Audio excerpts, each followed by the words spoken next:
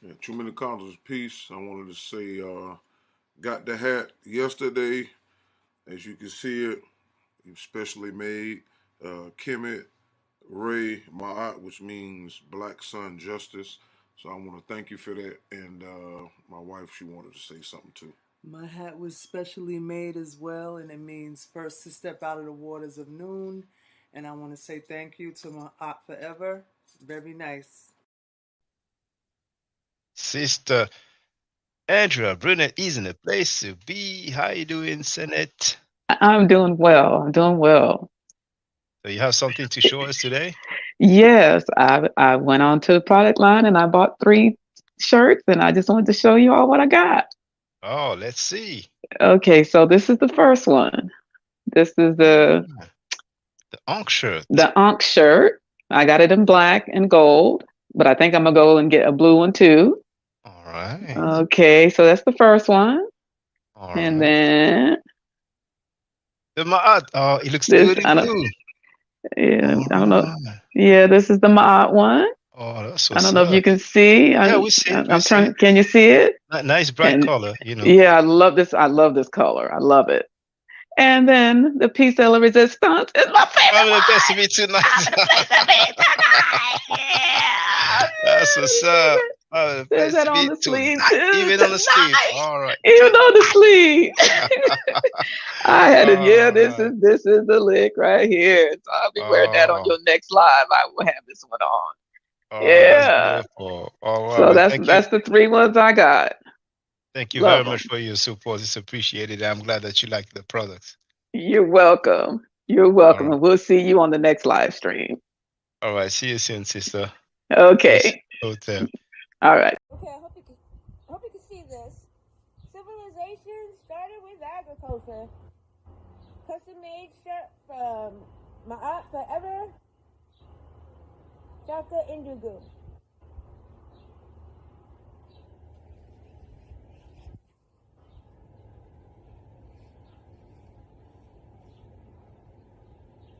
Civilization started with agriculture. This is Curse of Hammurabi, Shaka Indugu, who I support. Civilization started with agriculture. Hey, this is my unboxing video that I'm doing for the product I bought from my Out Forever's channel. I bought the coffee mug, and here it is. Sorry there's a glare from the screen, but lots of bold, crisp, beautiful colors, inside and out, high quality ceramic. I absolutely love it. So y'all go check out his website. It's got a lot of fun, fresh designs. And cheers to you, Shaka, and all of your endeavors. Peace. All right. Hey, brother Donnie Williams. See, you got your mail. Yeah, yeah. What's up, Shaka? I was gonna do just I know it's a serious topic, but I was gonna do a little No, I appreciate that, bro. I'm unboxing. glad. So I'm glad. Yeah. Live yeah. unboxing. Bro, you don't mind if I use this excerpt, like as a clip, my No, intro? no, Oh, it's all thank you. good. Thank you. Yeah. And for those who wonder, I'm gonna share the link. All right, that's lovely. Yeah, I got the Heather Gray. Oh man, yeah. Oh, you got the Kemet shirt as well. Okay. Yeah, I didn't know it had that on the back In the though. back. Yeah. Yeah, that's nice. That's what's up, That's man. lovely. Oh, thank you. I So appreciate that. yeah. So just letting you know, just coming through, showing some support real quick, man. I'm about to get back into this Netflix film, so just wanted to say peace, man, and thanks. Yeah, thanks a lot, brother. Okay, All right.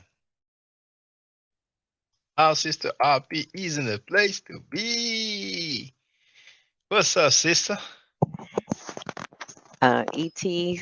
Sin E. How you doing? E.T. Senate E. I'm doing Nefer. Oh, great. Well, I got it today. I was thinking it was coming from France, but then I did the tracking and it was outside actually when I went to check, and here it is. Oh, that's what's up. It's just like my hat. That's what's up. Yeah. Let me do the solo layout. There it is, brothers and sisters. That's Yeah. what's up. I really like this. Yeah, so I have an after school program that I help facilitate. And I'm going to wear this because we're going to start talking about coding. So I'm going to Okay. use this as an introduction because this is a code. It's Mm. ancient code, but it's still a code. And then we're going to be able to, demonstrate. I'll be able to demonstrate to them the meanings inside each of the, glyphs and stuff. So, but yeah, I was looking online and I was like, this is actually like really good designs, So as soon as I get some more, extra money, I'm gonna get the matching hat and I want to get a Ma'at shirt. But I really like the Kemet one to start with. Yeah, so it's really good. And the prices ain't bad either, so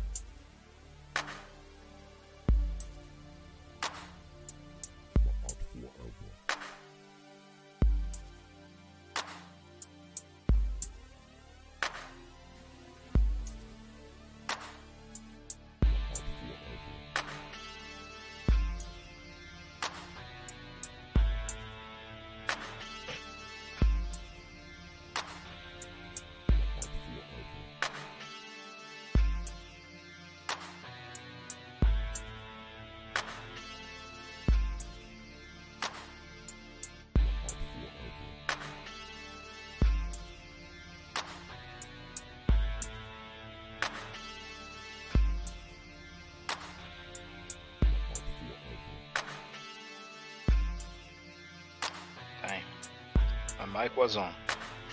Lucky I didn't say anything crazy. Check the sound.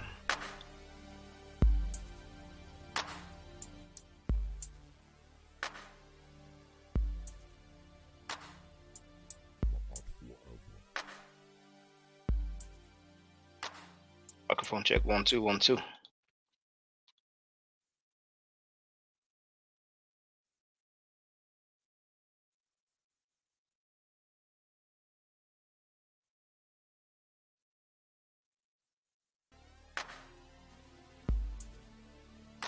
Sounds good on my end. Hotep Senu, Hena Senut, EET, RNE, Shakandugu Kemet. I hope you're doing well. The title of this live stream is Scholars Invented the Text of the Bible. I didn't say it. I'm going to show you who said it.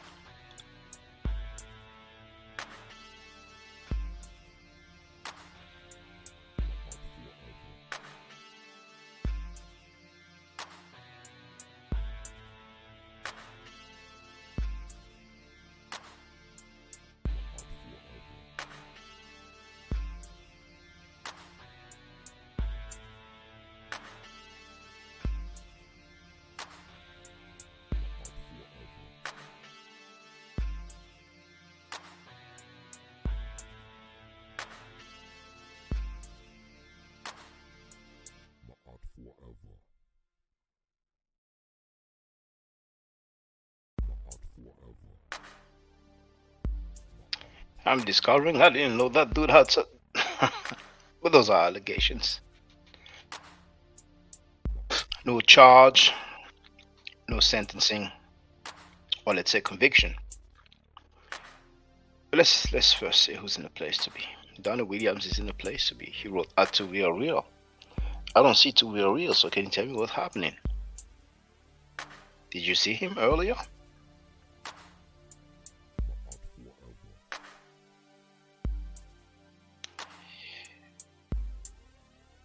I don't think that tagging people in the chat will get them a notification. But in the timeline, yes, it surely does. In the title, it surely does. But who knows, maybe it works on the chat. If it's the case, let me know.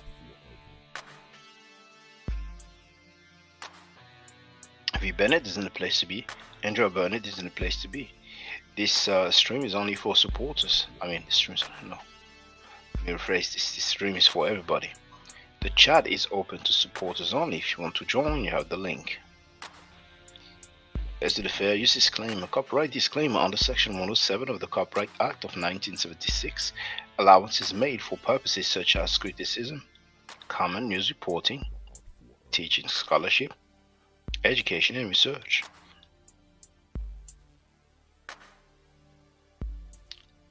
Okay.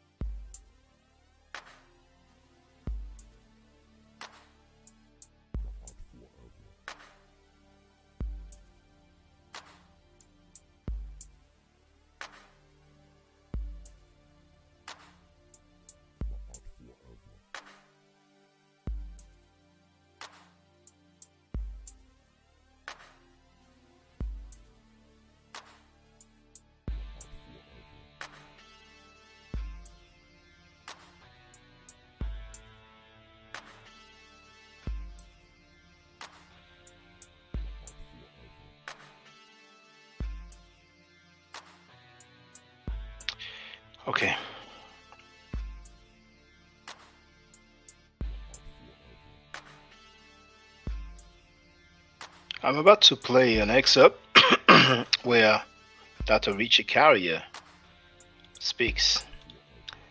Just today, I found out, that's why, I took a little bit of time because I was like, what the heck? So,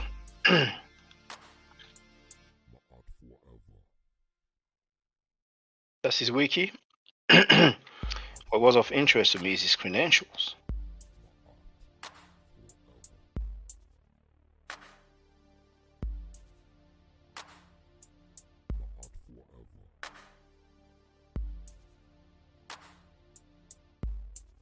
2008, Carrier received a doctorate in ancient history from Columbia University, where he studied the history of science and antiquity. His thesis was entitled Attitudes Towards a Natural Philosopher in the Early Roman Empire, 100 BC to 313 AD. He has published several articles and chapters in books on the subject of history and philosophy.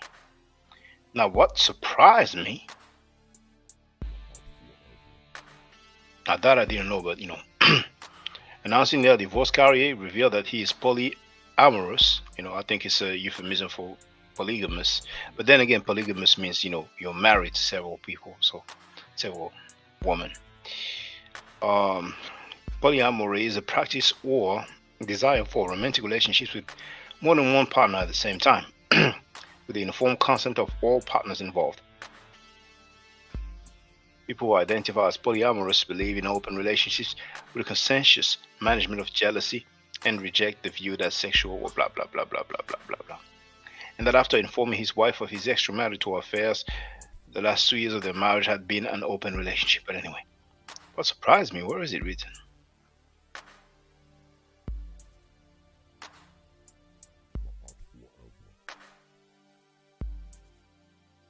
Okay.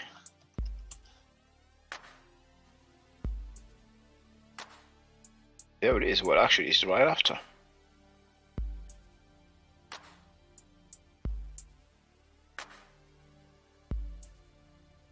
I never knew that.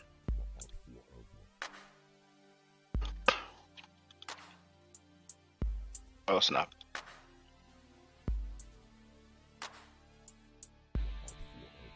He also authored a regular column on the website Free Thought Blogs. This was suspended in 2016 amid allegations of sexual misconduct. Carrier has frequently.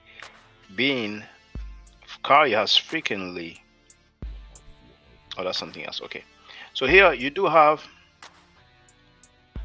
this. It's the actual website, freethoughtblogs.com, and here it says,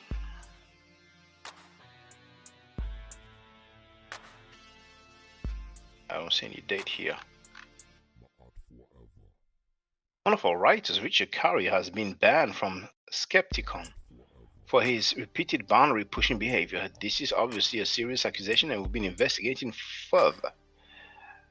We now have several first-hand reports of persistent, obnoxious sexual behavior in defiance of specific requests that he sees. We believe his accusers.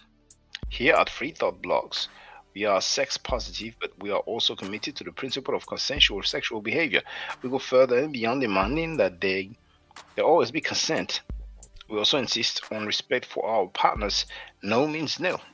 Not just because it's held as a dogmatic rule, but because it reflects a sincere appreciation of the autonomy of other people. We cannot tolerate violations of this essential principle. While Dr. Carrier has been a vital contributor to this network, we have to demand support of that principle in actions as well as words. After a review of the evidence so far, Richard Carrier's posting privileges has been suspended pending further evaluation, and all comments on his blog have been closed. If you wish to make a testimonial pro or con about Dr. Carrier, we can send them to me in confidence. We will consider all the evidence before making a final decision on this case. We also support Skepticon and their commitment to equality and justice. If you do too, donate.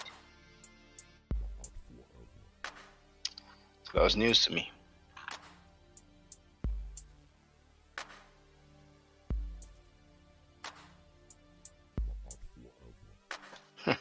P. Bennett wrote, wow, What a coincidence. We can see how they are handling it. They're taking it real serious. And we're not talking about rape or child molestation, because we've seen that with cases of rape and child molestation on the Rape OK House of Conscious Mess. Those guys are still invited. Young Heru's in the place to be.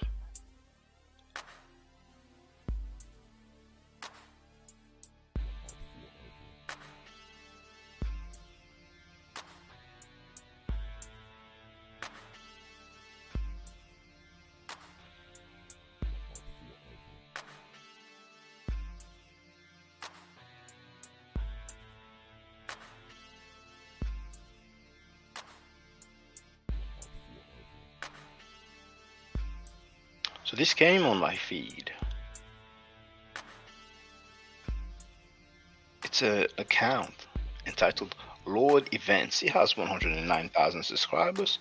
This video has been uploaded or streamed 4 months ago.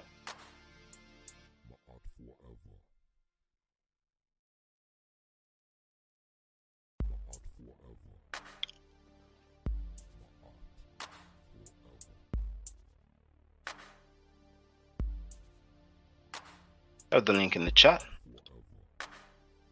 The video is entitled What Most Christians Don't Know About the New Testament, feat. Dr. Richard Carrier.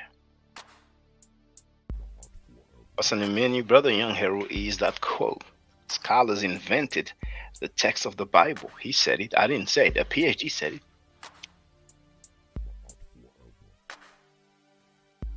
So, you know, doing the work that you do, and obviously you've been involved now in, you know, a number of conversations with peers who perhaps approach Bible scholarship from a theistic standpoint, and indeed, you know, Bible apologists.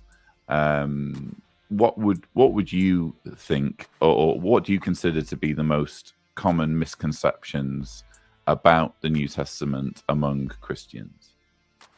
Especially among Christians generally, is the fact that we're waiting for that cock to crow 3 times, by the way. Yes, but carry on. Rant, by the way, they have a lot of chickens. That's okay. Might hear goats as well, so that's possible. Okay. But yeah, third crow. No, there's no third. There'll be more than 3. Okay. But yeah. That's funny that that comes across in the audio. So I think the most common is that we don't really have a text. Like there's this assumption that Christians have that there's a text of the Bible. He said we don't really have a text. Let's continue. It's 100% reliable and accurate and established, and that's what we base everything on. What they don't realize is that all Bible translations, even the King James, but especially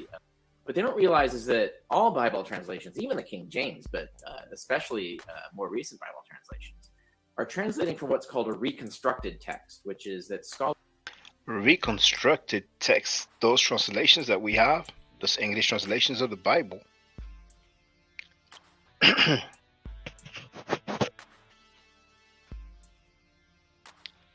They come from reconstructed text. Scholars look at hundreds of manuscripts, which are filled with errors, and then they try using certain systematic filled with errors methodologies to reconstruct the earliest version that we can get at. And so, they follow certain rules as to how do you decide which thing is an error, which thing is original, and so on. And so they reconstruct the text. And so you get they reconstruct the text of the Bible. For example, the Allen and Allen edition, which is the one that I recommend in the course that we're talking about, which has all the Greek, but then underneath it, it has what's called an apparatus. It has all the Greek, not all the Hebrew. That's every page. You turn every page, and there's just tons of these where there's variant readings on the manuscripts, and they grade them. So they'll grade the reading that you see in the main text that they've decided on, and it's A, B, C, D are the grades, right? Anything below D doesn't get in, right? But if you look and you see like there's a D grade for something, that means they're really, really not at all confident in what they've chosen to put in the text, and then they put the alternatives that they know about in the apparatus so you can read them. And so the people don't know this. So that's a reconstructed text. There's no manuscript in the world that has that text. And there is no manuscript in the world that has the text of the Bible.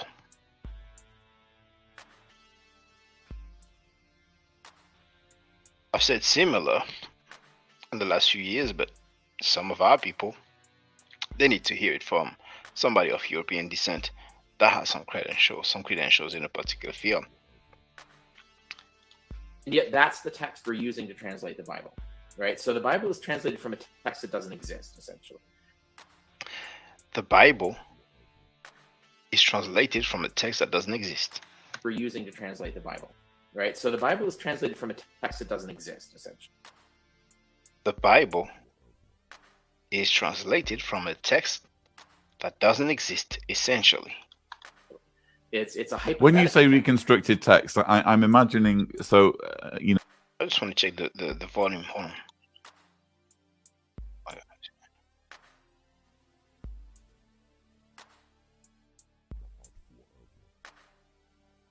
It's actually loud, so I'm gonna try to speak not so loud. Let's continue. You know, I've been to you know, the John Rylands Library in Manchester, and I've been to, I forget the name of it now, but there's a collection in Dublin of New Testament fragments. Right. And when you say reconstructed, are you referring to the fact that, you know, a lot of the earliest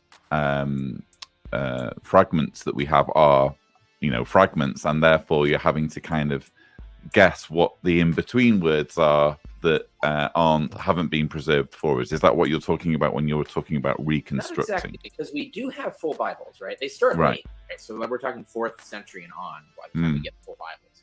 But you take like the two oldest Bibles we have, the Codex Sinaiticus and the Codex Vaticanus. They have tons of errors. So the reconstructed text that we're using today doesn't agree with either of those Bibles, right? So we've gone in and looked at hundreds of manuscripts and decided what readings are more likely to be correct and put it in there. But there is no, you can't go find a codex or a Bible anywhere in antiquity or the Middle Ages that contains the text that we're using, because we've built the text. It's scholars invented the text, essentially. They invented it. We've built the text. Scholars invented the text, essentially. Dr. Richard Carrier said that scholars invented the text of the Bible. Let's hear it again.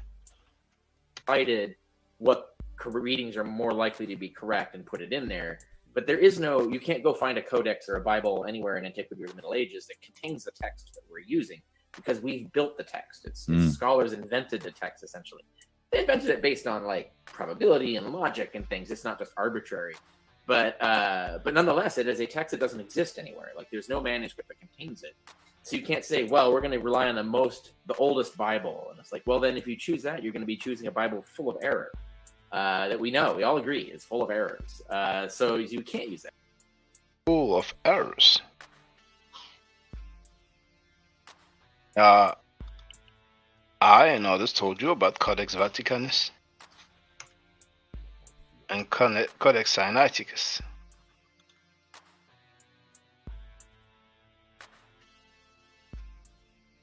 They are both written in Greek, and they are 4th century AD or CE, if you prefer. So there's no translations generally that are based on any actual manuscript. It's all invented. And like I said, invented for reasons, but still, people don't know this.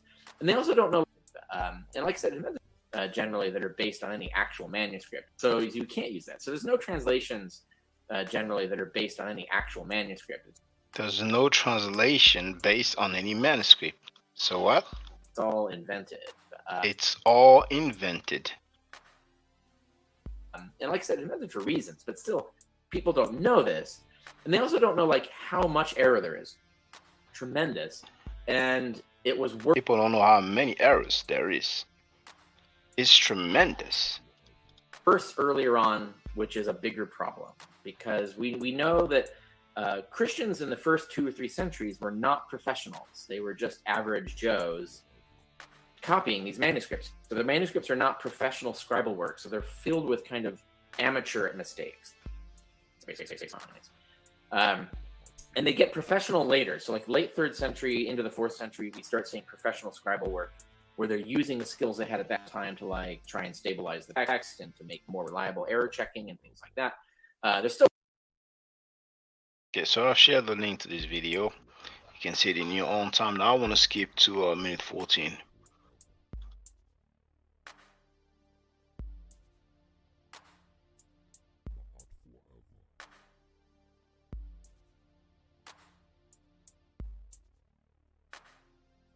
And when you're approaching the New Testament with the knowledge that you've accumulated, through your many years of studying this, let's take, there's the Gospels, there's Acts of the Apostles, and then you get the epistles, you get the letters of mostly Paul, and then various other apostles, although Paul wasn't one of the 12.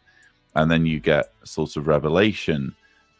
Which of these documents do you kind of read with the most incredulity in terms of, this is sort of less to be trusted, whereas this probably was written by the person who it's thought of to have been written by? Yeah, and that's another thing people often don't know. Half the letters of Paul in the New Testament are forgeries. That's the mainstream consensus. Half of the letters of Paul in the New Testament are forgeries. The question was long, but I wanted to leave the question in full so that people understand there's nothing out of context. A lot of good evidence establishing that he didn't write a lot of those letters, but others he did write. Paul didn't write a lot of these letters. But another thing is, like, the ones he did write, the versions we have aren't the originals because they're pastiches of multiple letters, right? So they have multiple endings, they have pieces inserted, stuff has been pulled out. So it was like we had a dossier of shorter letters that people crammed together to make the letters that we have today. So there's been editing that's beyond our access. It doesn't exist in any manuscripts. It predates all manuscripts. And this is another thing I talk about in the course, is that we now know that we can trace all manuscripts to an edition, a single New Testament edition that was published in the mid to late 2nd century. We have no manuscripts from any of the documents in the New Testament that predate that. So whatever changes that editor made are now going to be in all manuscripts. So we don't have any way to get behind that curtain of Oz on that to see what the documents looked like before they got collected into that edition. And so that's a big problem for this kind of thing. But what happens is a selection of which forgeries to put in, right? And then which pieces of letters to put in for the authentic letters. And then of course, how do you date forgeries? Like, that's hard to do. Like, we don't know when because they're fake. We don't know when they were written. We have guesses, decent estimates, but generally, yeah, you don't trust half the letters of Paul. And people can go on Wikipedia and there'll be lists of which letters are believed to be authentic and which ones aren't.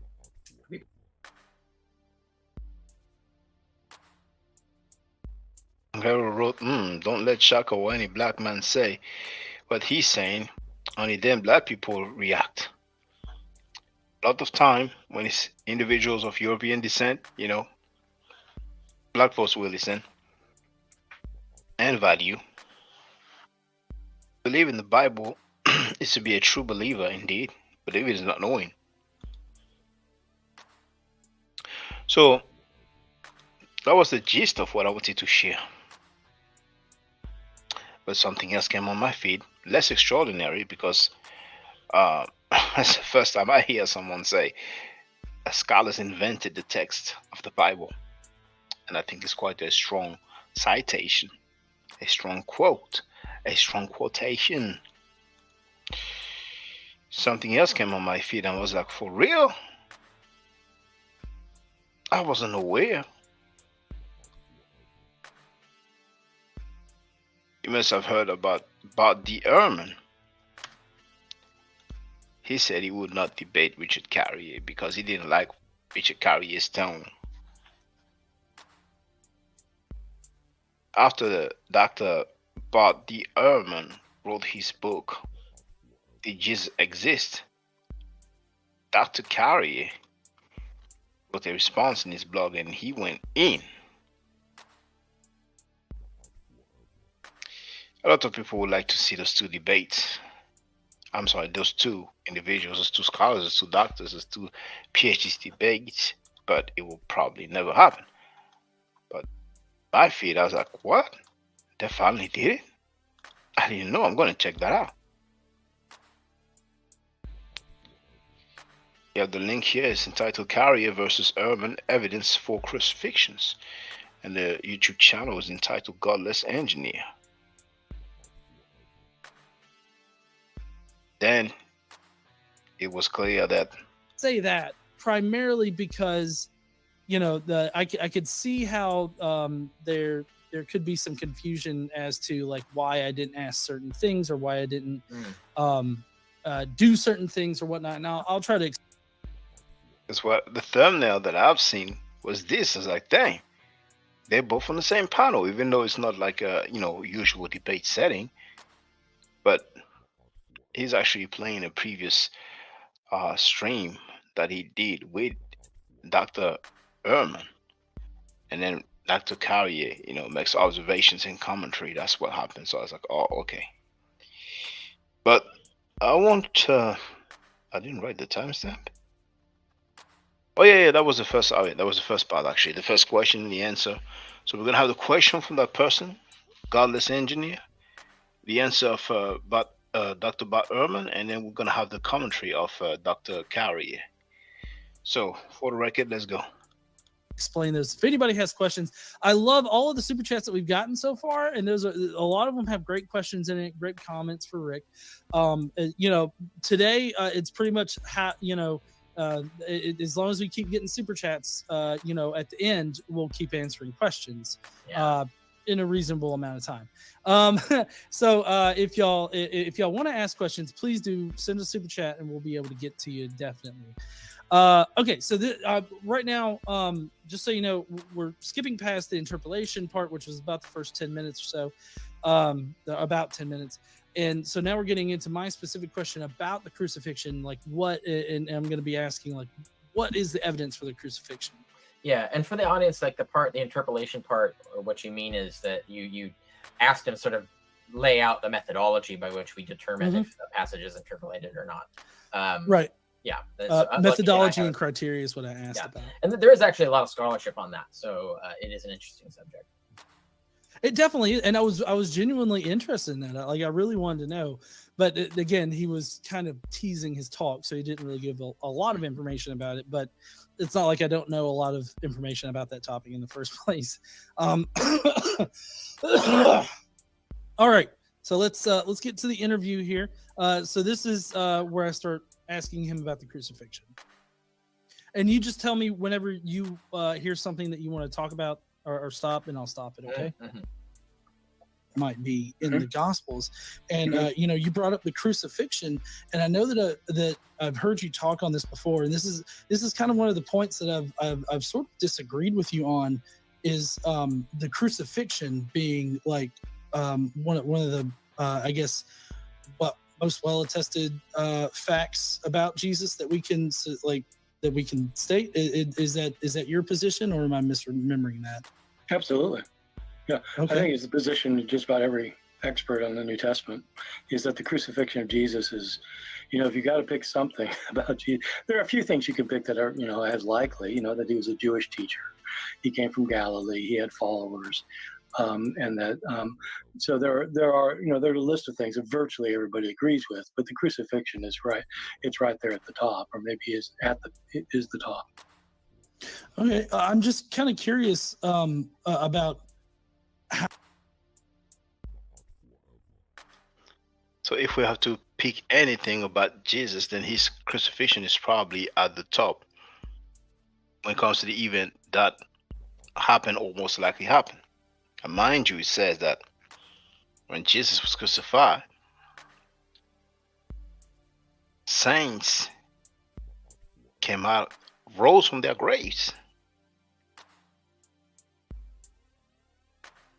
walked, and talked to people. How you justify that as being like one of the most solid facts? Like, what kind of things kind of lean you in that direction? Well, if you really want to get to the heart of it, you have to ask, how do historians know that anything happened?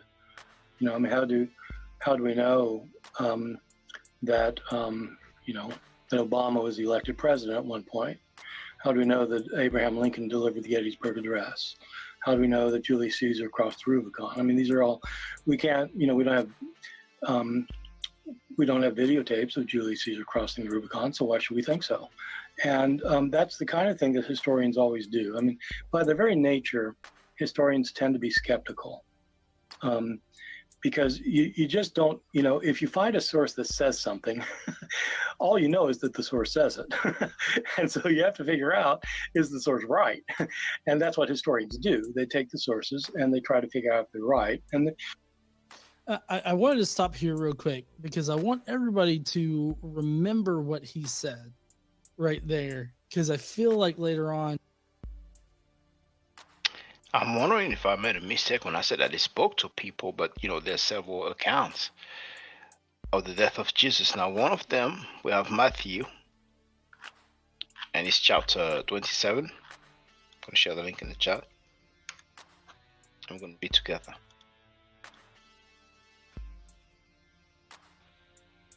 So, that's a KJV version, and we're going to go to the part where Christ cried.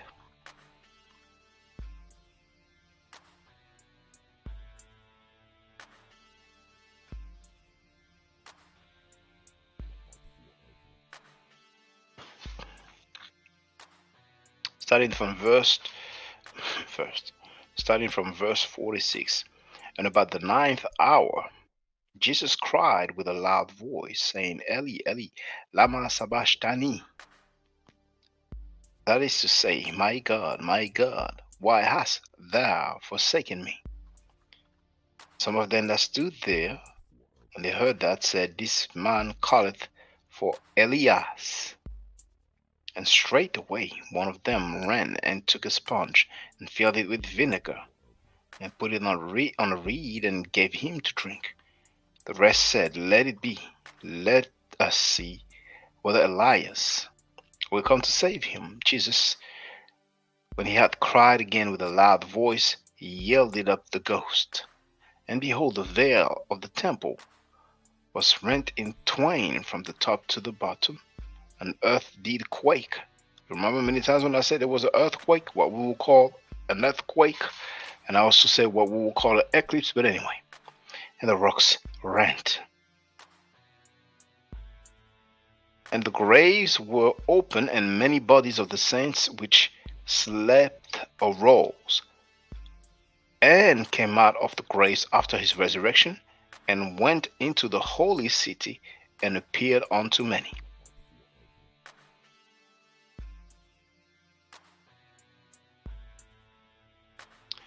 So, in the meantime, we're going to look to see if it's on some other gospel that they spoke to people. I'm talking about the saints that rose.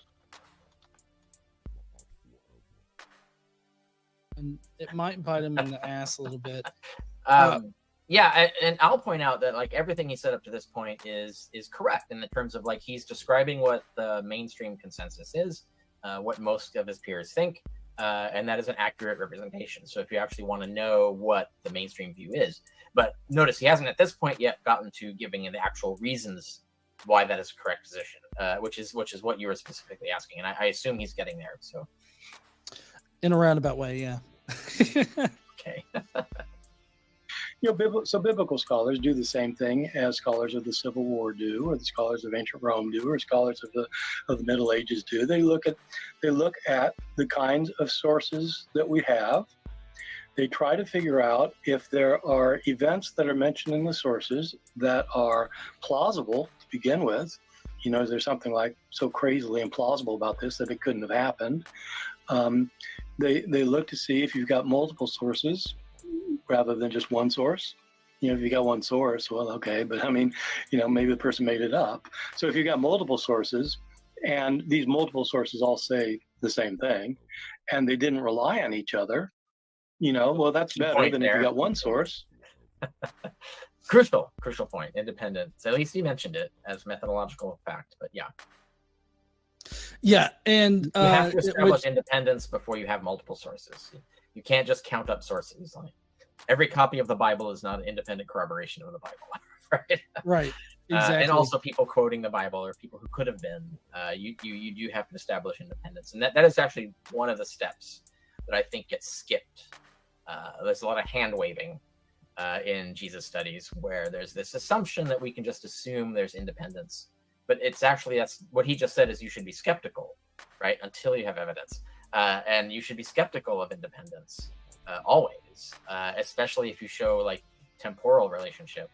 You know, Josephus is writing decades after the Gospels started circulating, so even if you believe the Testimonium Flavianum was written by Josephus, you still can't argue that it's independent of the Gospels. And there's even actually more evidence that the Testimonium Flavianum specifically is dependent on the Gospels. But even apart from that, even if you didn't have that information, if Josephus never says what his source was, and you know that source, one other source is circulating and could have been as accessible to him as anyone else, then you cannot establish independence. And that's why I think there's a lot of times historians for Jesus try to multiply, like loaves and fishes, try to multiply sources out of thin air, defying the standards that we actually employ in the rest of history. That we would not do that. We would actually be shrinking the sources down insofar as if we cannot establish independence and dependence is entirely possible, then we can't use this as independent corroboration. We can't use it as multiple attestation. And a lot of stuff in Christianity falls apart once you start applying that principle. And I think it's important to point that out, that he's agreeing with that principle here, but I think he drops it when he gets to other things. So yeah, he does. And one position that was communicated to me by a certain Dead Sea Scrolls scholar at one point was that you can just because there are like sources like the Gospels that definitely depend on each other, that doesn't mean that individual items within those testimonies or those books it isn't like independent. And so I'm just kind of wondering what do you think about that? Because I think the argument that they would probably levy is that, well, yeah, sure, the Gospels all depended on each other, but the sources behind the Gospels, individual pieces of that are independent. Right. So this goes against what he just said about skepticism, right? Like, if you don't know, you don't know, right? So this is probably one of the most fundamental rules of doing history. If you don't know, you don't know, right? And so that's it. So you can't just say, well, it's possible, Matthew says Jesus was born in one town and Marcus says he was born in another. It's possible that Jesus that was born in Bethlehem and he has an independent source for that. Now, I choose that example because it makes fun of the entire procedure that they do, because that's exactly the opposite of what they would do. As soon as you mention Bethlehem, they freak out and say, no, you can't argue for Bethlehem being true. That was obviously made up. It's like, well, but by your own logic, if it's possible it's an independent source and genuine, then maybe it's actually true. But the reason is that's an invalid method. Possibly does not get you to probably. The possibilitor ergo probabilitor fallacy is one of the most common in Christian apologetics. Is sadly very common in secular Jesus studies. You can't get from possibly to probably. The only way to get to probably is with evidence. So if you're going to say that there's something in Matthew that's only in Matthew, and you want to say that has an independent source, you need evidence for that. All right, so probably he said, if you don't know, you don't know. I was busy reading, and it appears that I made a mistake. They appear to the saints that rose from their graves, appear to many. But them talking, I did not find it, so it appears that I made a slight mistake about that. It's important to correct yourself. So, summary. I ain't gonna be long, but if somebody wants to comment about this PhD, Dr. Richard Carrier, saying that scholars invented the text of the Bible, then feel free by all means. Because each and every day you have everybody and their mama saying that we have this, we have that. We have that manuscript, this manuscript out there. They're going to talk about the Dead Sea Scrolls. They're going to talk about so many damn things. But the reality seems to be a bit more obscure. But it's okay if nobody comments. I understand. I understand completely. You live and you learn. You learn every day.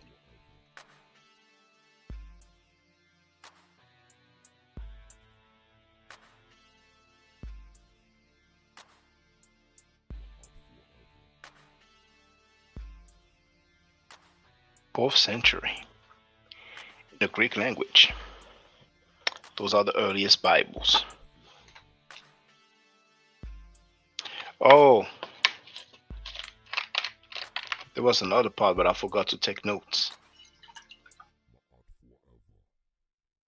It was on the first video that I played. And if you take the time, it's half an hour long. Dr. Richard Carrier talks about, fragments, manuscripts, which is like, 1 or 2 sentences long, you know what I'm saying? So it was like, beware when people say, oh, well, hundreds of manuscripts, but hey.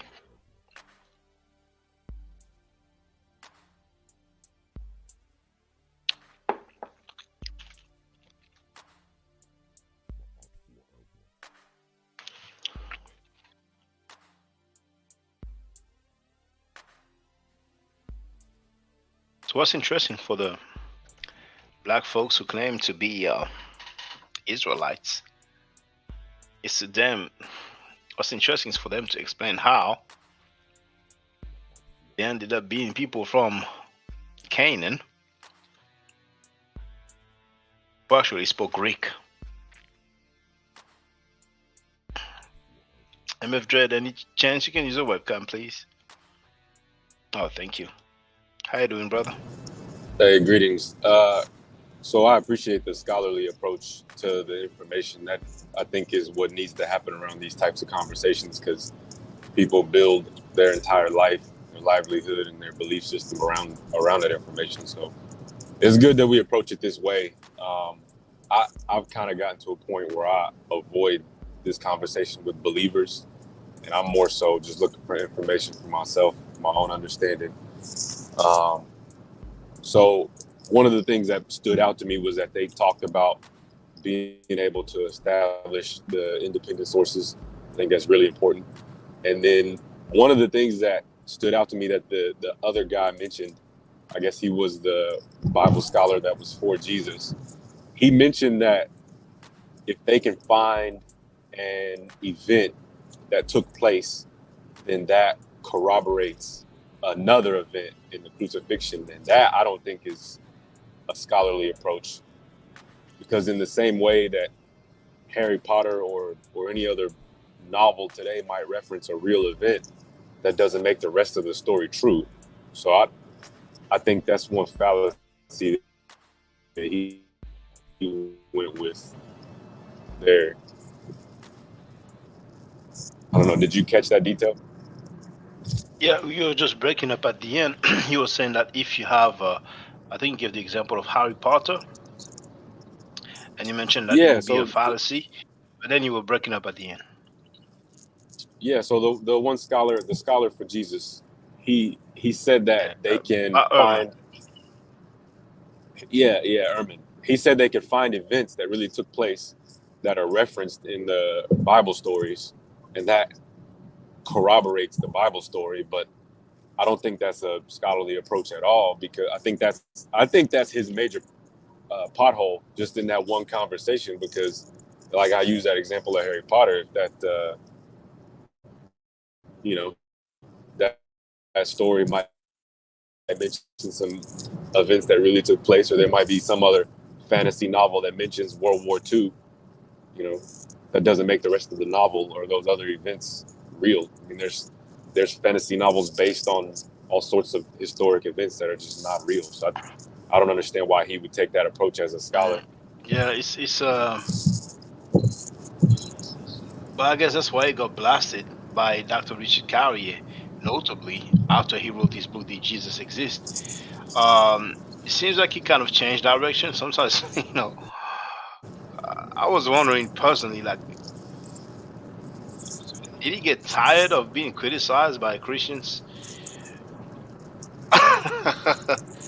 But you gave the Harry Potter example. Maybe. I've been using the Spider-Man example. You can have a Spider-Man comic book, and they can mention some historical people. It doesn't make the the Spider-Man story true. But at the end of the day, when people don't have any records, all they have is talking points. So Those are the talking points that we hear. And someone like Garfield Reed, he's been using that a lot. I remember, for example, when he was streaming, and he said, well, the Kemet people, they using Kemetic writing, but then they don't want the Christians to use Christian writing or Jesus writing. Those Jesus writing are not contemporaneous, but Well, go ahead. No, that's too easy of an argument to shoot down, and I think you're using that as an example to say the same thing. It's too flimsy that anybody that will call himself a scholar would even try that approach. So one of the things that I've been referencing frequently lately is a lecture from Yale courses. It's Introduction to the New Testament or maybe it's the Old Testament, with Christine Hayes. But she's a scholar that does a good work. But it's on Yale courses on the YouTube channel. It's Introduction to the Old Testament with Christine Hayes, and she talks about the multiple sources and how there's like the J source, the P source, the E source, and how you can tell where each source comes from. And I think that series of lectures, I think it's 26 or 27 lectures that she does. That series of lectures gave me more perspective on the Bible text than anything else I've studied thus far. Just on her work and what she referenced, I think anybody who's curious about the Bible and the validity or historicity or the way it's written, if you want to learn about the way the Bible is written, I think her series of lectures is a good starting point. I don't think she's got all the answers, but it's a great starting point. Yes, indeed. I think the P source stands for priestly source. J may stand for Jehovah. And the other one, I forgot E source, maybe Elohim, but we have Percy today. Well, it doesn't show here, but this is Percy here. See that? Percy. How you doing, Percy? Good to meet you. Good, nice to I'm meet just you. checking things out. I'm listening. I'm seeing where it's going. I just came. All right. So, Brother MF Dread, how do you feel about a quote from Dr. Carrier when he said that scholars invented the text of the Bible? I think it's a strong stance, like you said, but at the same time, I mean, he seemed to back it up, and it corroborates everything else I've seen in my studies. Like I said, I referenced the Christine Hayes lectures, and that fits with what she was saying. And I think the thing that stands out also is that he referenced, like, if you go back to a certain second century edition, then all you really have left is an edition. And you don't really have the editorial work that the other scholars, and I'm assuming that it was scholars at that time that were doing the work. But if you get an editorial now, like I know Dr. Ivan Van Sertima did a lot of editorial work, you could find the work before he touched it. You could find the source and see all of his editorial work that was done. So you could see the before and after. But if we have an editorial where we get an edition that's released to the world, but there's nothing prior to that, then you're left with what he said was a reconstructed text, or you're left with an invented text. And I think that makes more sense now that he mentions the grading system where you have the ABCD, because it makes it a whole lot easier for an empire or a leadership or a cult or whoever's in power to look at those 4 or 5 different possible translations, and then now they can pick and choose which ones best fit their agenda. So I think that's the problem that we have with modern text, is that at the very beginning of the translation, you already have errors, and then you have multiple translations, and now you have, the ABCD grading scale where it's possible that we've picked and chosen the complete incorrect translations to go together, where one word can easily have more than one meaning, or one sentence can easily have more than one meaning. And we're so far removed from the original text or the original intent that I'm not sure what we're even left with. But we don't have any originals, so that simplifies the situation.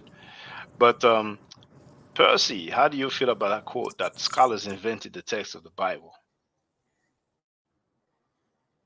Who said that? Dr. Carrier. I shared the link in the chat, so in your own time you'll be free to have a look. But he said that during the live stream about probably 3 weeks ago or something. That some people got together, scholars or whatever. What time period did he talk about?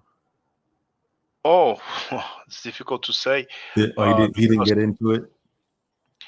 He mentioned Codex Sinaiticus and Codex Vaticanus. Now they are both about 400 CE.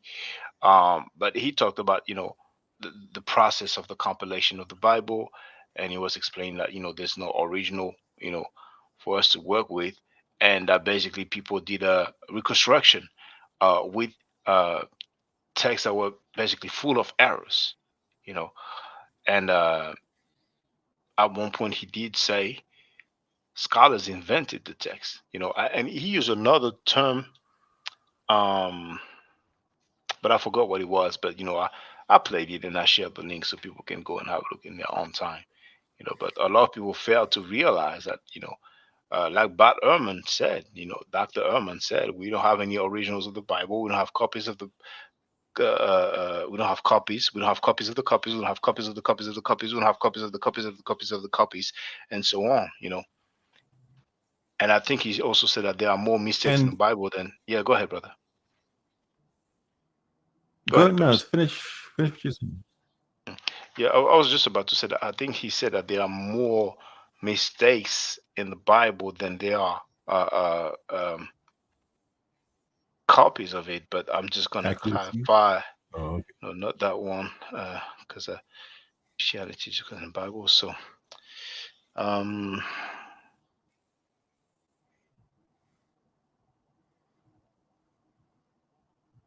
think I have it in red.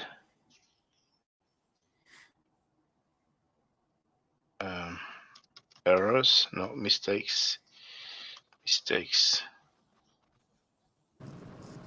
Yeah, I have a question. Yes, just so one moment, the two. please. Okay. Just one moment, please. I forgot So how they don't he have worded like it. archaeological sites where they. Oh, dug okay. up Hold the on, original please. Hold that thought. Now I'm going to share the link. The word wasn't mistake, but you will see. I'm sharing the link in the chat. Now here, let me just show. Now he said,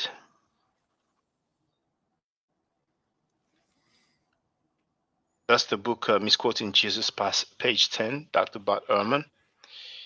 So he first says the reality is that we don't have originals. Then he says not only we do not have the originals, we don't have the first copies of the originals. We don't have copies of the originals, or copies of the copies of the copies of the originals. What we have are copies made later, much later in most instances. There are copies made many centuries later, and these copies all differ from one another in many thousands of places. Now he said that these copies all differ from one another. And he added, as we will see later in his book, these copies differ from one another in so many places that we don't even know how many differences there are. They cannot even tell you how many differences there are. Possibly it is easiest to put it in comparative terms. There are more differences among our manuscripts than there are words in the New Testament. But feel free, brothers. But I think the brother MF Dread wanted to say something first. I think I had mine is a quick question. So the Codex Sinaiticus and the Codex, what was the other one? Vaticanus. So what is the relationship of those two texts to the Ethiopian Bible? Because I've always heard about the Ethiopian manuscript being the oldest. Yeah, I've heard that as well, but I never heard of any dating of this so-called Ethiopian Bible being the oldest Bible in the world. I don't believe in not knowing, but I don't believe that. I've never read anything about the dating of the Ethiopian Bible, so I kind of leave that alone until people present something. Maybe that's why that's possibly why he didn't mention it. If there's no Oh, I don't think that's I don't think the scholars, roll with the narrative that this is the oldest Bible in the world. But people online and a lot of black people, they like to say that, because they want to put themselves in the mix of the Abrahamic belief system. So when you bring up this Codex Vaticanus and Codex Sinaiticus, and you let people know that this is 4th century and this is Greek, then oh, we have the Ethiopian Bible, you know what I'm saying? So I'm like, okay, all right. Yeah, that makes sense. So then why is it that the oldest text that we can reference is in Greek when all of the people, places, and things in the text that are supposed to have occurred are all in a different language other than Greek? It's a good question. I would just say, the Greeks came up with the stories, you know what I'm saying? Or they were probably inspired by stuff that were going on, but talk about writing, if we talk about text, but they're the one who brought it forth. Now, okay, we will have some fragments, because we're talking about Bible, we're talking about full Bible, so yes, there are texts running around here and there, notably the Dead Sea Scrolls, but Jesus is not mentioned in the Dead Sea Scrolls, and Bart Ehrman says it, you know what I'm saying? See, hold on. See. Oh, what's going on? Okay. So which book is it? It's in Did Jesus Exist? It says that Jesus is not mentioned in the Dead Sea Scrolls. And we have some apocryphal writings, so they can choose what they want, but they will ultimately leave out some other texts, And for those who wonder what apocryphal writings are, those are basically books that did not make it in the final cut of what we call the Bible. But along those texts of the Dead Sea Scrolls that a lot of people value, have those other texts as well. Those are the DVD outtakes. Exactly. If you want a comparison, those are the extra footage, or director's cut and okay, it's too long. Your movie is 4 hours long. It's too long for the movie, for the theater, so you have to cut it and make it shorter. So, but I don't mean to make fun, of anybody's religion. I'm just saying, just trying to, break it down so people can have some comparison. The quote that you read about copies of copies of copies of copies of copies of copies and whatnot, that sounds like a mild example of life imitating art, because in the Bible itself, in those stories, you have characters that are writing stuff that's not going on at the same time that they're alive. They're writing about stuff that they say happened like thousands of years ago and stuff. So yeah, yes, and the whole thing that we're told is that, well, it's coming from God, so we can take it to the bank. Yeah, a lot of people think that what we're reading, as it was happening, people were just, writing, taking notes, you know what I'm saying? And when it comes to Islam, they just believe that they memorize all of it and then they pass it down verbally and it never change, you know what I'm saying? But we have the Hadith, which talks about, things that used to be in the Quran that has been abrogated, if I pronounce the word correctly. And they also talk about some verses that were lost in Sahih Bukhari, which is considered the most reliable collection of Hadith. But, that was just a sidebar.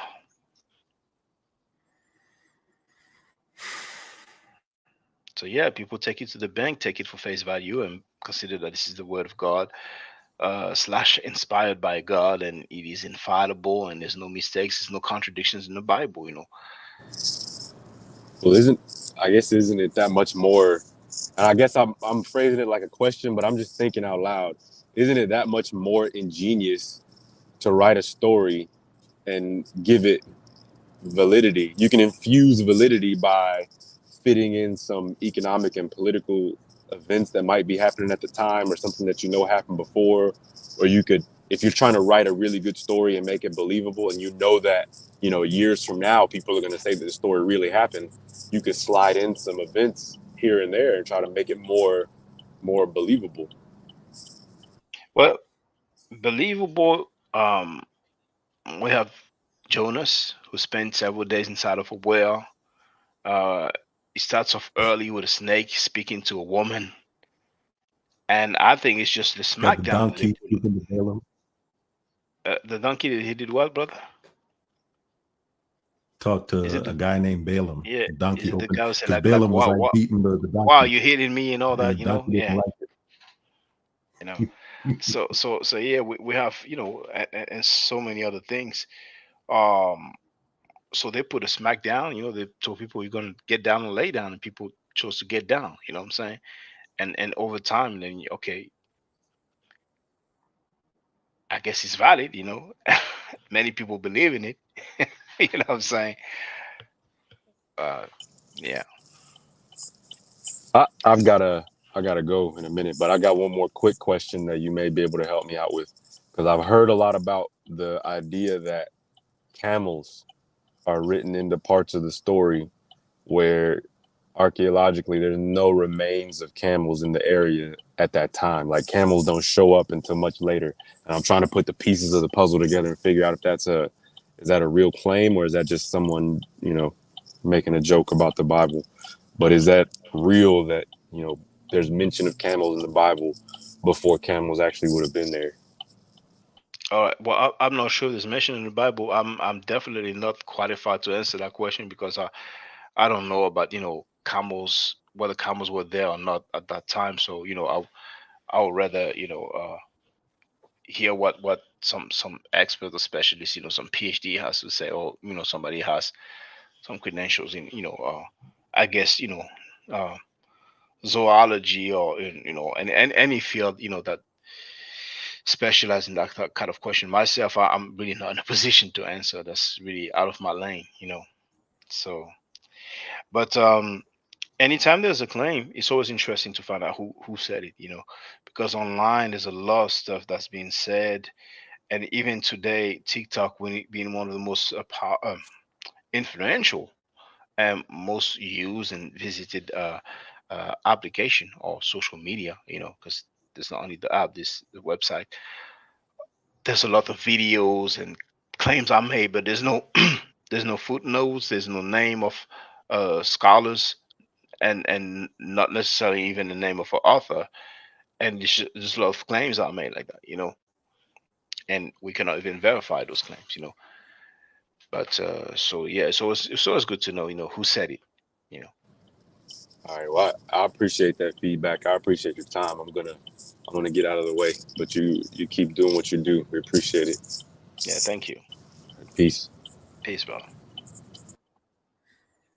Yeah, but that's a good one for me, Percy. You know, scholars invented the text of the Bible. I'm like, all right.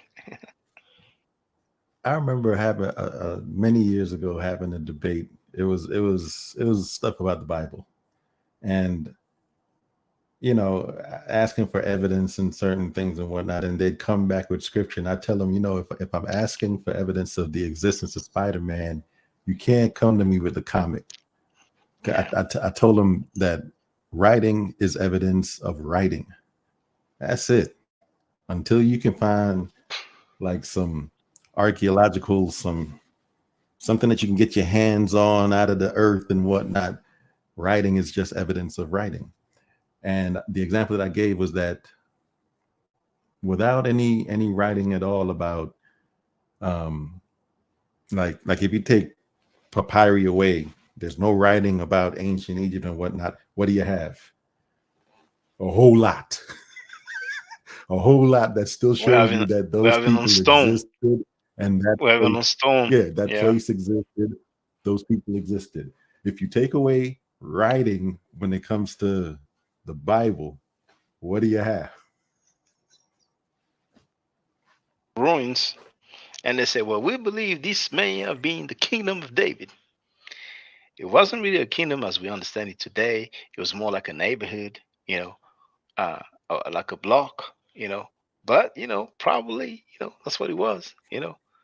And Dr. Cowley talked about, you know, probability, you know what I'm saying? But you know, like he put it, you know, if you don't know, you don't know. you know, but a lot of people don't know, and you know, because it's possible, they're acting like, okay, that's most likely what happened. But there's so many things possible, you know. But yeah, there's a fair bit of books that I want to read about Christianity, you know, from different scholars, but I have to prioritize. I cannot do it all. So right now, you know, I'm more focused on the studies in Egyptology, but you know, there's a fair bit of books that I want to go through. But Bart Ehrman, I like his writing style, you know, because he has a lot of strong quotes. He kind of gets to the point. Um, and the quotes that he have, a lot of them are easy to remember, you know. So that's what I like about his books, you know. Now I thought the Jesus exists was quite strange, you know, the claims made over there, the conclusion. But hey, it is what it is, you know. He's done a lot already to help many people. He's not the only one, but he's one of the most popular when it comes to the New Testament. Uh, so you know, nobody's perfect. Nobody's perfect, you know. But his books were used a lot by what we call mythicists, you know what I'm saying? And maybe somehow some way took issues that I don't know what happened, but it is what it is, you know.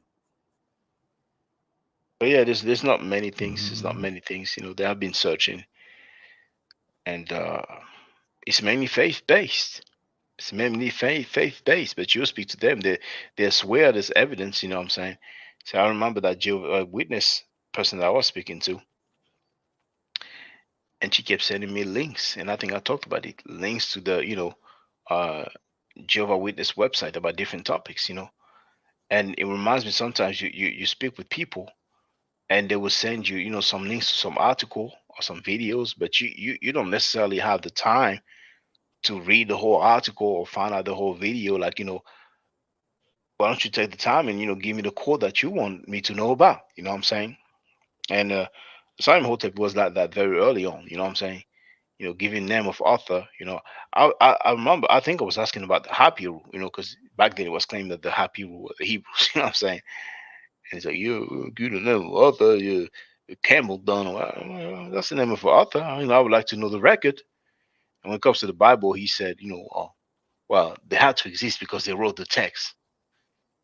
So Spider-Man had to exist because they wrote the text, But it's, all right. Writing is only evidence of writing. That don't tell you who wrote nothing. Slowly but surely we're gonna get there. Then it's up to people to make a choice, But we have, this field, I call it theology, but some people like to give it other names. There's another quote, but it will take me time to find it. My timeline.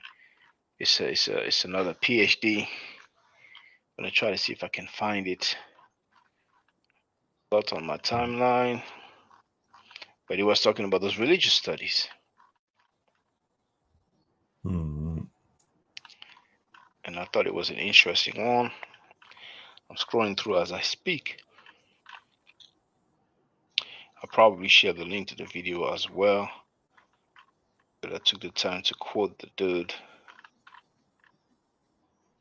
Way more so. You know what? I'm gonna make it more interesting. Okay.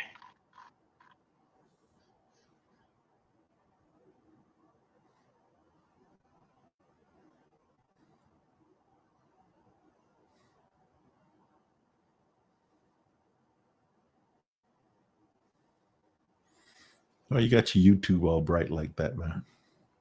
I stay in Oh, dark mode. oh yeah, you can change it. You can change it in a setting somewhere.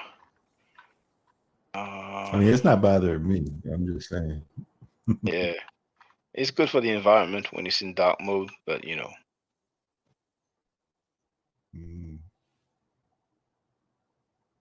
if a web page is white, then it consumes more electricity. So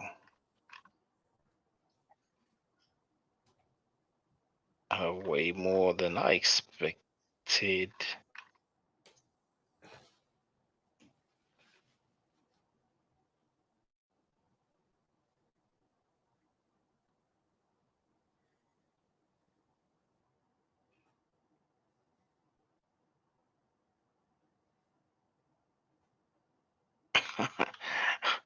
Dr. Wesson Muhammad, the aliens of the Roswell crash were Asiatic black men.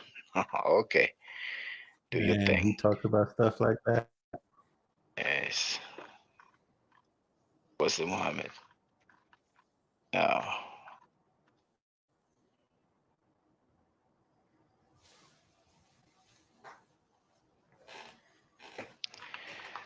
I'm gonna try. Oh, that's Umar Johnson who posted a picture of some underwear that a lady sent to him. Let's hope it was a lady. This video is no longer available. What? Umar, what? Yeah, missed something.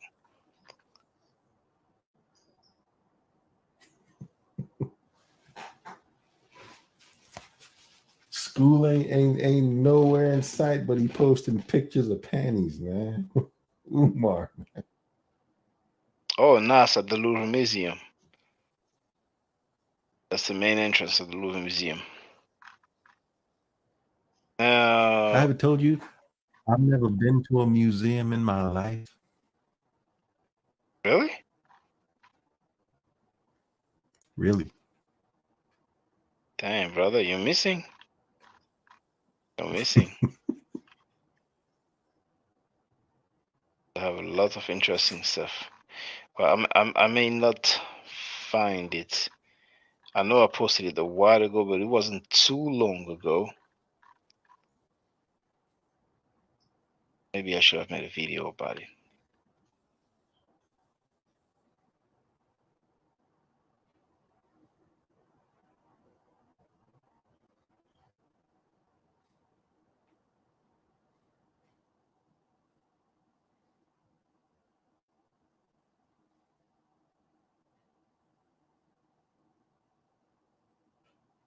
Oh, never mind. Never mind.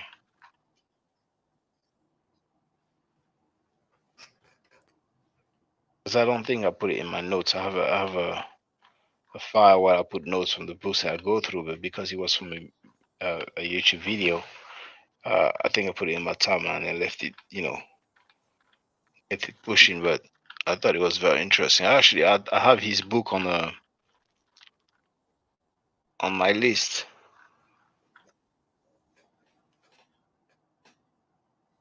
He was talking about, religious study. I think he was gonna be soon.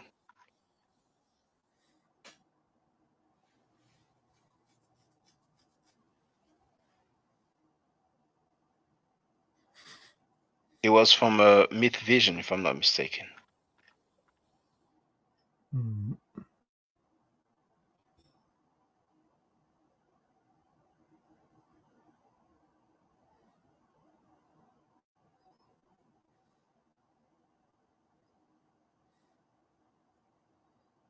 It's a shame we cannot search within the timeline.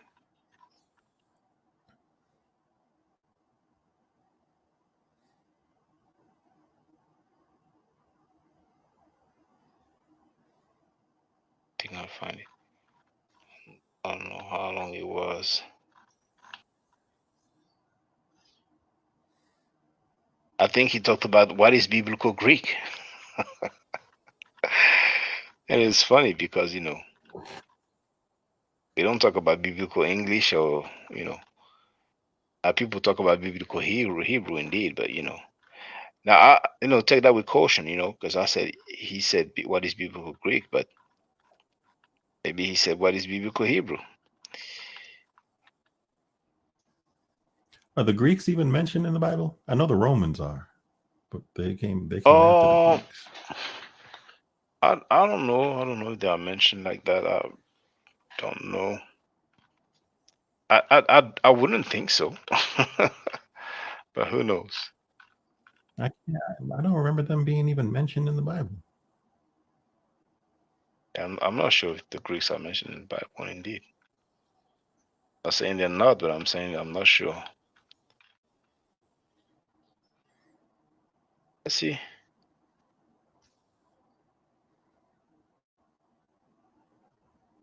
I put here. I don't even know why I put this here.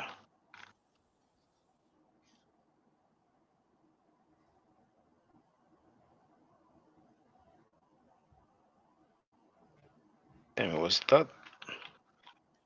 I don't think I'll find it.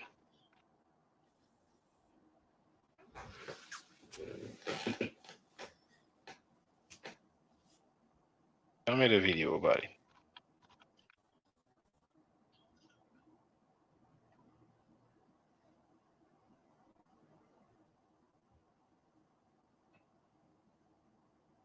Maybe I passed it. I was talking about those people who come with the conclusion. I mean, they already have the answer, and they're asking like they're looking for the stuff. And if I'm not mistaken, he said that this is not a scientific method, and I totally agree. But you know, who am I? That guy is a PhD.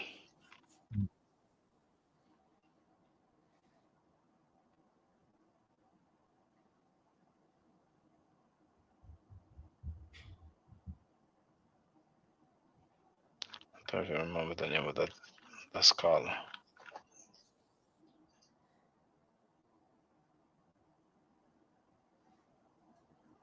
think I'll find it. Never mind. I'm sorry. I made everybody wait. Couldn't find the stuff. Find it. I'm sorry. I'm sorry.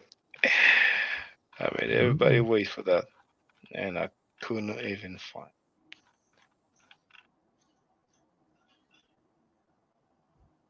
I don't think it goes that far back.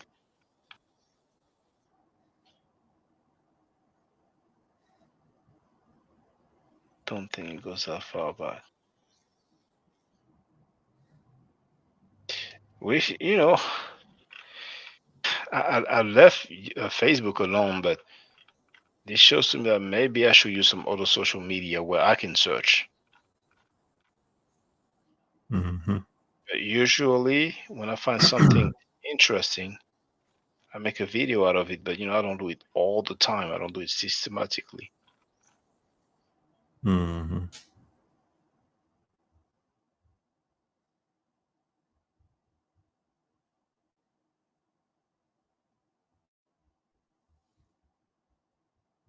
I ain't gonna find it. I ain't gonna find it, unfortunately. Dang.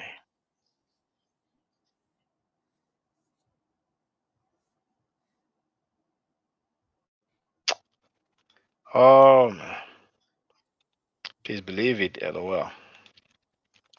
I'm gonna let you have the last word, Percy. That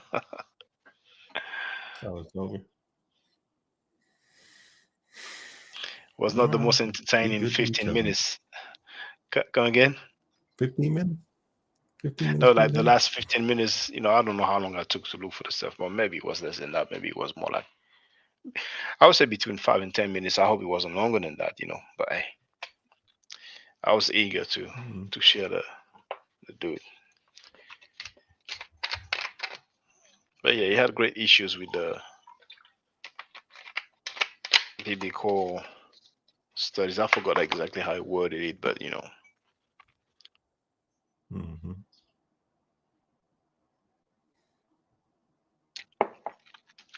Faith-based, it's not scientific. Yeah. Then we, you know, so we will hear sometimes about, you know, consensus and stuff like that, you know. If it's a faith-based consensus, I'm like, all right, fair enough, but that's not scientific. But they created the whole people over there, people over there in Israel, killing up a bunch of people and whatnot over some stuff that just copies of copies of copies of copies of copies. Well, they did it in America as well, but you know, with America, it's like it's a done deal, it's a wrap. Yeah, manifest destiny, you know, and conquering other people's land. They're not the only one that did it, but you know.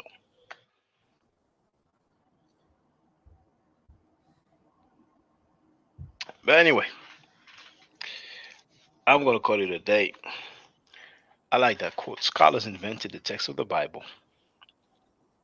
Percy, thank you very much for attending. I wonder which name you're gonna use next time, but you know, you're like you're versatile. Something. You're always versatile. So in the meantime, I'm gonna make the same closing remarks. I ain't gonna put the outro this time. So stay safe, stay healthy. If I'm allowed to, but oh, okay. Gonna hear from Sister Andrea. How you doing, Sister? I'm doing well. How are you? Hey, hey, Percy. You gonna have a new name every time you come on here, huh? Every time. Hey, that'll work for me, you know. But you know, all the stuff that you're bringing out, Shaka, you know, it's you know, if people take time to do their research and stuff, it's not that hard to find. It's not that hard to find all these. There are plenty of people out there talking about how this stuff was hijacked and rewritten, and words that were in there that are being misinterpreted to be something else, like hell, you know, Hades, and you got Hades and Sheol and all that meaning hell, and they know that that's not true and all that stuff. But you know, if people don't want to take their time to do the studying, that you get what you get, all right? Unfortunately, most of the time people don't want to study. They just want to go along with what they've been told, you know. And but the irony is, you know, we have cultural appropriation, you know, and we see black people doing it a lot. But then every time a white person is gonna, you know, wear braids or, you know, wear dashiki, you know, oh, look at this, you know. But hey, we're gonna get clarity through dialogue. Indeed, it's gonna take time, but you know, it's on us to be courageous, you know, and to be scientific, you know. I'm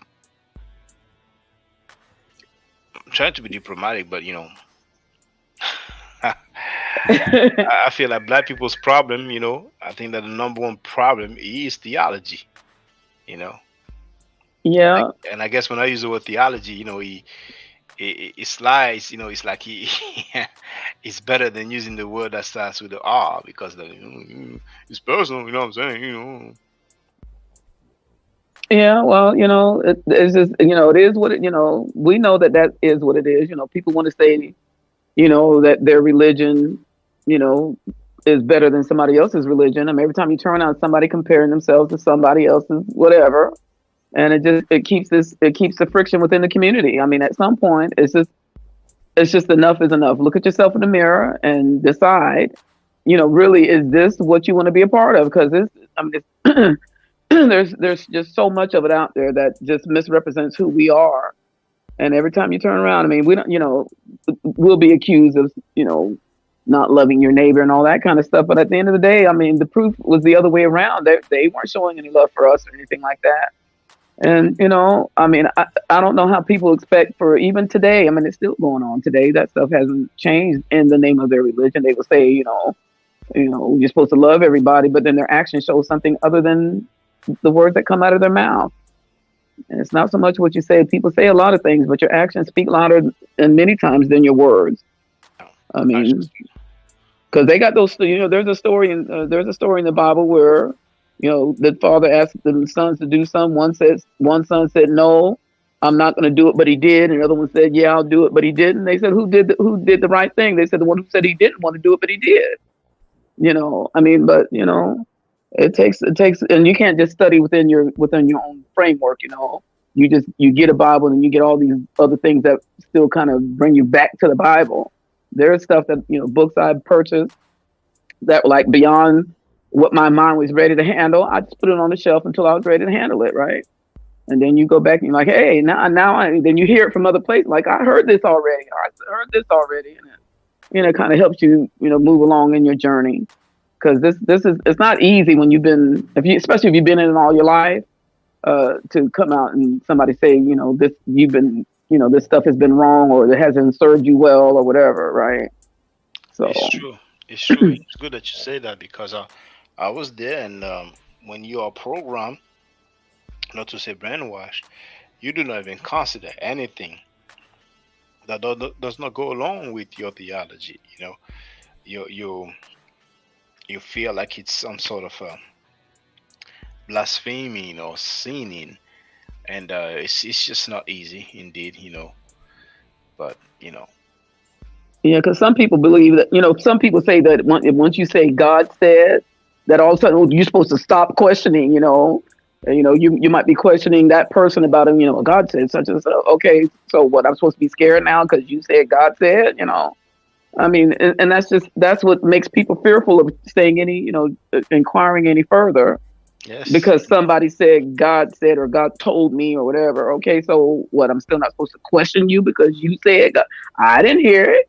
I don't know. Yeah. You know.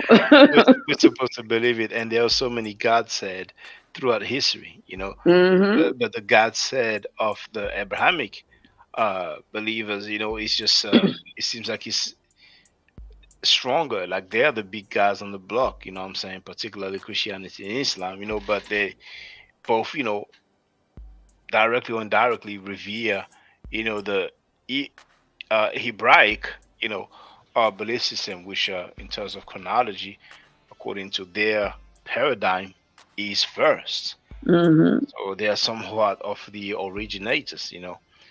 But Yeah, because even the ones who brought it to us, you know, they considered us their burden. You know, we were the white man's burden. They had to teach us this stuff and tell us this stuff, and you know, not that we asked to be placed to be a burden, but they, you know, they felt it was their duty to teach us just a little bit because they didn't tell us everything, right? They just spoke the parts, you know, about slavery and all that stuff to keep you in line, but everything else they didn't tell you about. So, you know, it's an effort and futility sometimes when you try to help bring people to another level of understanding. It seems like that sometimes, but then you just, you know, you keep doing what you're doing and hope that somebody catches it and moves on from there. yes, and You then know. like you were saying earlier, they were not practicing what they were preaching, but in their book it says that you recognize a tree by his fruits, you know. Mhm. Mhm. And we're seeing the fruits of, you know, those people who introduce you to this literature, you know, to this Abrahamic paradigm. Yeah, And especially this last group, and that fruit is rotten and it tastes nasty. Tastes nasty. but black people seem to be some of the strongest defenders of this legacy, you know. That's true. Legacy of enslavement, of rape, of murder, bondage, you know, torture, negrophobia.